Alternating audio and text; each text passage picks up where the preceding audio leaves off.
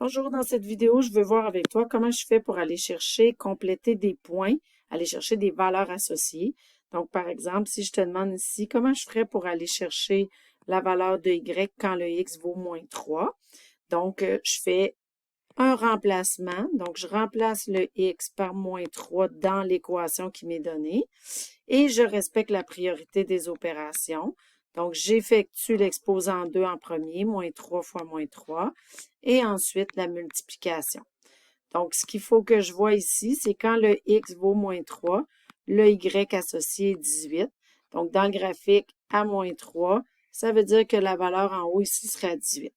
Je pourrais te demander l'inverse. Je pourrais te dire, pour quelle valeur de x, g de x est égal à 50?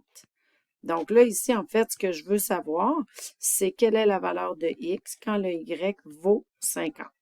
Donc, je vais faire le même procédé, c'est-à-dire, je vais remplacer dans mon équation. Donc, l'équation ici, on regarde, c'est 2x au carré. Donc, g de x est égal à 2x au carré. Mais cette fois-ci, je vais remplacer le y par 50. Et je vais faire les opérations, mais dans l'ordre inverse, puisqu'on est en train d'isoler une équation. Donc, dans ce cas-ci, la dernière opération qui a été faite, c'est la multiplication par 2.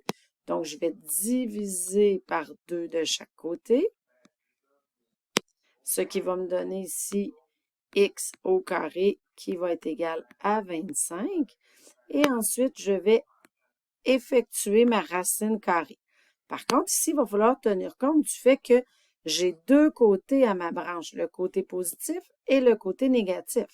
Donc, lorsque j'extrais la racine carrée, il faut que tu penses que c'est soit la valeur de 5, mais la valeur de moins 5 était aussi une option.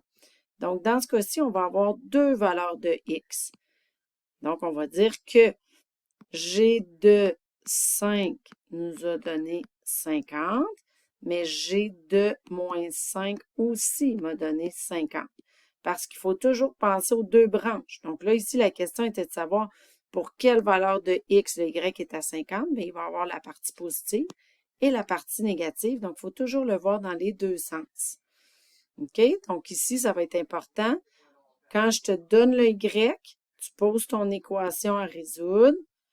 Tu divises par ton paramètre A, et quand tu fais ta racine carrée ici, ben, tu vas chercher les deux options possibles. À toi de jouer, de compléter l'exemple dans ton cahier concernant cette notion.